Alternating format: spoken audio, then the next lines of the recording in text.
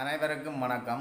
R N creation YouTube தளத்திற்கு நீங்கள் முதற் தடவையாக வருகை தந்தால் சப்ஸ்கிரைப் பண்ண மறக்காதீங்க. இந்த காணொளியில் இன்றைய தினம் என்ன சம்பந்தமாக பார்ப்போம் என்று சொன்னால், உள்ளூராட்சி தேர்தலுக்கான வேட்பு மனுக்கள் பல கட்சிகளின் நிராகரிக்கப்பட்டிருக்குது. அது தொடர்பாகத்தான் இந்த காணொளியில் நாங்கள் பார்க்க போகின்றோம். அதாவது இந்த உள்ளூராட்சி தேர்தலுக்கான வேட்பு மனுக்களில் இலங்கை தமிழரசு கட்சியும் தேசிய மக்கள் சக்தி அதாவது ஆட்சியில் இருக்கின்ற என்பிபி கட்சியும் ஈழ மக்கள் ஜனநாயக கட்சி அதாவது இபிடிபியும் தான் யாழ் மாவட்டத்தில் 17 சபைகளும் ஏற்றுக்கொள்ளப்பட்டிருக்கு. மற்ற கட்சிகள் 1, 2, 3 இடங்கள் நிராகரிக்கப்பட்டே இருக்கின்றது. அந்த வகையில் அர்ச்சுனாண்ட ஊசி கட்சி நிராகரிக்கப்பட்டிருக்குது. அதாவது யாழ் மாநகர சபையும் இல்லை, நகர சபையும் இல்லை, பிரதேச சபையும் இல்லை. அதுபோல தமிழ் மக்கள் கூட்டணி, மான் கட்சி, சைக்கிள் கட்சி, சுயேட்சை குழுக்கள் என பல்வேறு கட்சிகளின் வேட்பு மனுக்கள் நிராகரிக்கப்பட்டிருக்கின்றன.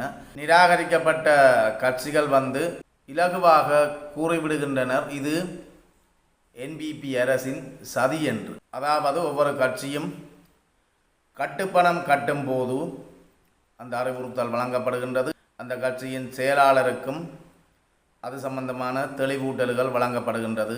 அதுவும் தமிழ் மொழியில், தாய்மொழியான தமிழ் மொழியில் அந்த அறிவுறுத்தல் வழங்கப்படுகின்றது. இவ்வாறு இருக்கும்போது இவர்கள் இன்று நீதிமன்றம் சென்று தீர்வு தேடப் போவதாக சொல்லியிருக்கின்றனர். ஆனால் தேர்தல் வேட்பு மனுக்கள் நிராகரிக்கப்பட்டு நீதிமன்றம் சென்று வென்ற வரலாறு இதுவரை இல்லை. அதுபோல இதுவும் மக்களை ஏமாற்றும் ஒரு கதை தான்.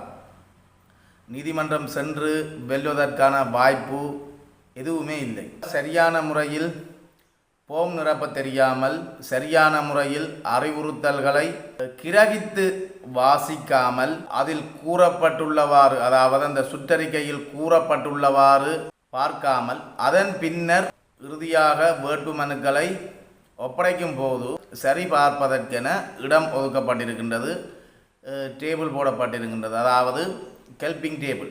அதில் இருந்து சரி பிழைகளை பார்த்துவிட்ட பின்னர் தான் ஒப்படைக்க வேண்டும். ஆனால் இங்கே பல கட்சிகள் மமதையில், அதாவது தங்களுக்கெல்லாம் தெரியும் என்ற நினைப்பில் அவ்வாறு செயற்படவில்லை என்பதும் தெரிய வருகின்றது. இப்போது நிராகரிக்கப்பட்டதன் பின்னர் தங்களுக்கு சதி நடந்து விட்டது, அரசு சதி செய்து விட்டது, நீதிமன்றத்தை நாடப்போகின்றோம் என்று மக்களை ஏமாற்றுகின்றனர். இவ்வாறு ஏமாற்றும் இந்த அரசியல் கட்சிகளை பார்த்தீங்கள் என்றால் சுயநல அரசியல், அதாவது மக்களுக்கான அரசியல் இல்லை. இவர்கள் பணத்தை மையப்படுத்திய அரசியலாகவும் சுயநல அரசியலாகவும் தான் இவர்களின் அரசியல் பெரும்பாலும் காணப்படுகின்றன.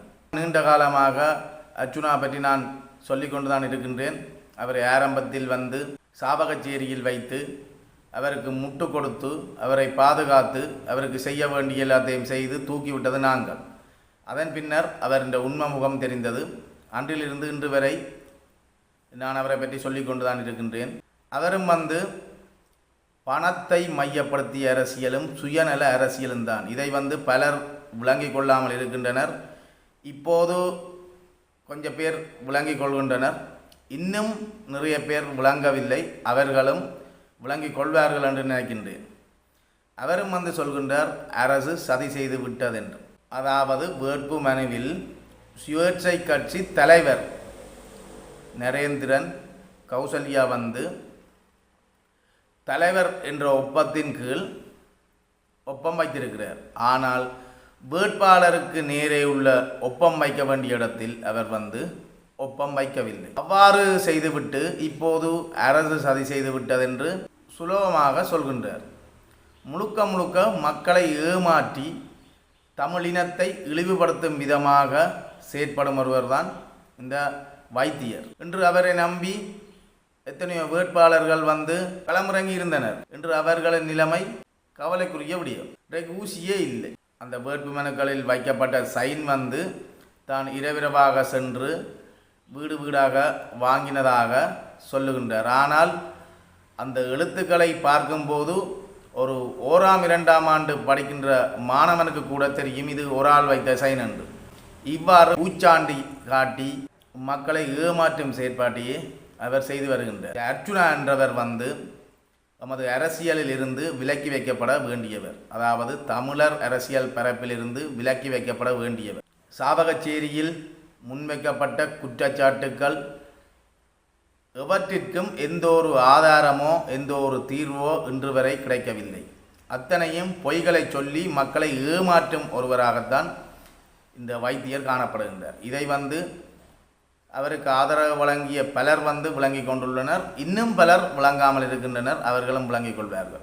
உண்மையில் எமது ஈழ தேசத்தை சீரழிக்கின்ற முயற்சியில் முக்கியமாக ஈடுபடுவது புலம்பெயர் உறவுகள். இந்த புலம்பெயர் உறவுகள் தங்களது சுய லாபத்திற்காக ஈழத்தில் இருப்பவர்களின் அரசியலை சீரழித்து சின்னாபின்னமாக்கி வைத்திருக்கின்றனர். இன்று தமிழர் அரசியல் ஒரு கோமாளி கூத்தாகவே காணப்படுகின்றது.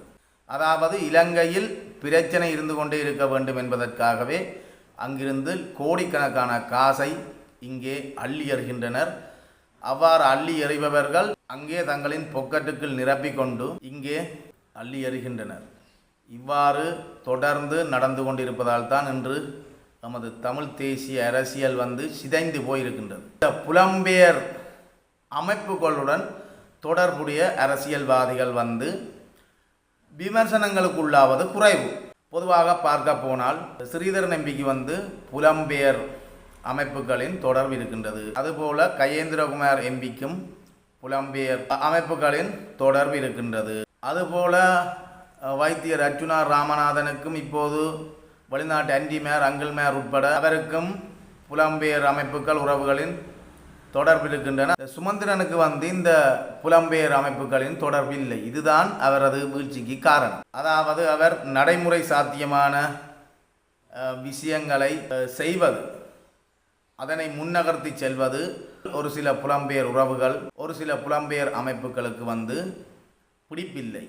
அதாவது நாட்டில் பிரச்சனை இருக்க வேண்டும் என்று நினைத்து கொண்டிருக்கின்ற புலம்பெயர் அமைப்புகளுக்கு சுமந்திரன் ஒரு பெரிய தலையீடியாக இருக்கின்ற போது பல கோடி பணத்தை அள்ளி எறிந்து அவரை தோற்கடிக்க வேண்டும் என்று அவர் மீது விஷம பிரச்சாரம் செய்து அவர் ஒரு அரச அடிவருடி என மக்கள் மத்தியில் காட்டி இன்று வீழ்ச்சியடைய வைத்தது இந்த புலம்பெயர் அமைப்புகள் தங்களின் சுயலாபத்திற்காக. இப்போ பார்த்தா தெரியும், இந்த புலம்பெயர் அமைப்புகளுடன் தொடர்புடைய எம்பிமார் அல்லது அரசியல் கட்சிகளின் உறுப்பினர்கள் அதாவது தங்களுக்குள் ஒற்றுமையை பேணி வருவதனை அண்மை காலமாக அவதானிக்க முடிகின்றது.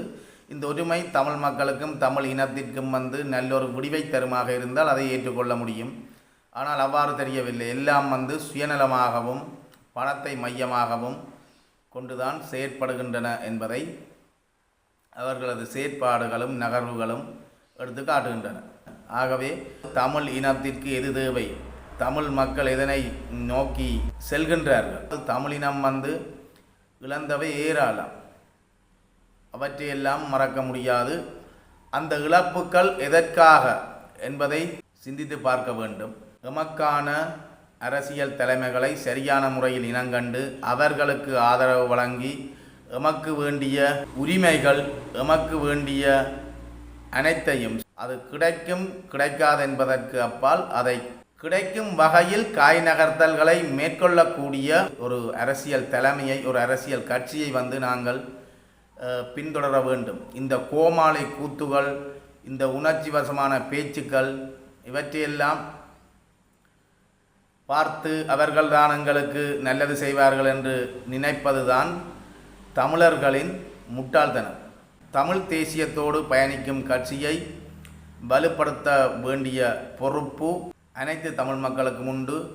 எமக்குரிய சம உரிமைகள், எமக்குரிய அபிலாசைகளை பெற்றுக் கொடுக்கக்கூடிய வகையில் முன்னகர்த்தல்களை மேற்கொள்ளக்கூடிய கட்சியையும் அரசியல் தலைமையையும் நாங்கள் வலுப்படுத்தி அதன் மூலம் எமக்கு வேண்டியவற்றை பெற்றுக்கொள்ளக்கூடிய நிலையை அடையும் மட்டும் நாங்கள் உழைக்கத்தான் வேண்டும். இந்த கோமாளி கூத்து காட்சிகளுக்கு இடமளிக்காதீர்கள். தெளிவாக விளங்கிக் கொள்ளுங்கள். மற்ற இந்த சைக்கிள் கட்சி அவர்கள் ஒரு உசுப்பேத்தல் கட்சி. அதாவது தையிட்டி விகாரை கட்டப்படும் வரை பார்த்து கொண்டிருந்து விட்டு, அது அவர்களுக்கு முதல் தெரியும், கஜேந்திரனுக்கெல்லாம் முதலே வந்து தெரிவிக்கப்பட்டிருக்குது இவ்வாறு ஒரு விகாரை ஒன்று கட்டப்படுகின்றதன். அப்போது அமைதியாக இருந்துவிட்டு கட்டி முடித்த பின்னர் அதை இடிக்க வேண்டும் என்று வெளிக்கிட்டு நிற்பது வந்து அவர்களது சுயலாப அரசியல். அதை வந்து ஆரம்பத்திலேயே தடுத்திருக்க வேண்டும். அதை தடுக்கவில்லை. காரணம், அதை வைத்து அரசியல் செய்ய முடியும் என்பதற்காக தடுக்கவில்லை. அவர்களின் அரசியலும் வந்து சுயலாப அரசியல். அதாவது புலம்பெயர் அமைப்புகளால் வந்து இவர்கள் இயக்கப்படுகின்றார்கள். இங்கே வந்து குழப்பங்களை ஏற்படுத்தும் வகையில் தான் இயக்கப்படுகின்றார்கள். இவர்கள் எல்லாம் தமிழ் மக்களுக்கு ஒரு அபிலாசைகளை தீர்க்கக்கூடிய ஒரு கட்சி கிடையாது. இவ்வாறு தான் பல கட்சிகள் இருக்கின்றன. ஆகவே இதனை வந்து மக்கள் தான் இனங்கண்டு கொள்ள வேண்டும். அதாவது ஒருவர் சரியாக செயற்படுகின்ற போது புலம்பெயர் அமைப்புகளை அனுசரிக்காது, அவர்களின் நிகழ்ச்சி நிரலுக்கு இயங்காது செயற்பட்டால் அவர் வந்து தோல்வியை சந்திப்பார் என்ற நிலைமைதான் இன்று எங்கள் வடக்கில் இருக்கின்றது. கிழக்கில் அவ்வாறு இன்னும் பெரிதாக தெரியவில்லை, ஆனால் வடக்கில் இருக்கின்றது. ஆகவே இதனை வந்து ஈழத்தில் இருப்பவர்கள்தான் ஈழத்தின் அரசியலை வந்து நிர்ணயிக்க வேண்டும் என்பதை மறந்து விடாதீர்கள். இங்கே இருப்பவர்களுக்கு தான் அந்த வலி வேதனை தெரியும், வெளிநாட்டில் இருப்பவர்களுக்கு அல்ல. அவர்கள் இங்கே பிரச்சனை இருக்க வேண்டும் என்பதற்காக அங்கே அவர்கள் செயற்படுகின்றார்கள். காசுகளை திரட்டி இங்கே கொடுக்கின்றார்கள். கொடுத்து தங்களுக்கு எதிரானவர்களை தோற்கடிப்பதற்கு விஷம பிரச்சாரங்களை செய்கின்றார்கள். அவ்வாறு செய்யப்படுகின்ற விஷம பிரச்சாரங்களை அரசியல் அறிவற்ற படித்தவர்கள் கூட நம்பிக்கொண்டு இன்று வரலாற்று தவறுகளை செய்து கொண்டிருக்கிறார்கள். ஆகவே இது தொடர்பில் மக்கள் சுயமாக சிந்தித்து மற்றவர்களின் விஷம பிரச்சாரங்கள், இந்த முகநூல் வழியாக வருகின்ற விஷம பிரச்சாரங்கள், எதிர்ப்புகளை நம்பாது சுயமாக சிந்தித்து யார் சரியாக செயற்படுகின்றார்கள், இன்றைய நிலையோ நாளைய நிலையோ எங்களுக்கு முக்கியமல்ல, எதிர்காலம், அதாவது 5 வருடம் 10 வருடம் 20 வருடத்திற்கு பிறகு நாங்கள் எவ்வாறு இருக்க வேண்டும் என்பதை நோக்கி நாங்கள் பயணிக்க வேண்டும். அதற்கு இன்று சிந்திக்க வேண்டும். அவற்றை இன்று செய்ய முடியாவிட்டாலும் அவற்றை தக்க வைத்திருக்கக்கூடிய ஒரு அரசியல் கட்சியை நாங்கள் தெரிவு செய்ய வேண்டும். இது தொடர்பில் மக்கள் விழிப்பாக இருக்க வேண்டும், சுயமாக சிந்திக்க வேண்டும். நல்லொரு தமிழ் தேசிய கட்சியை நாங்கள் வலுப்படுத்த வேண்டும். இது வந்து நமது இனத்திற்கு முக்கியமானதாகவும் காலத்தின் கட்டாயமானதாகவும் காணப்படுகின்றது.